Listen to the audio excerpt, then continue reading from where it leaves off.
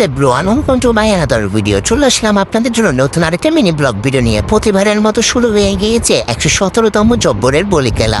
আর এই বলি খেলায় আমি যাব না সেটা কিন্তু নয়, তাই আজকে আমরা সবাই মিলে চলে আসলাম আমাদের বলি খেলা। যেহেতু আমার শ্বশুরবাড়ির পাশে, তাই আমাদের থেকে যেতে মাত্র 10টা মিনিট সময় লেগেছে।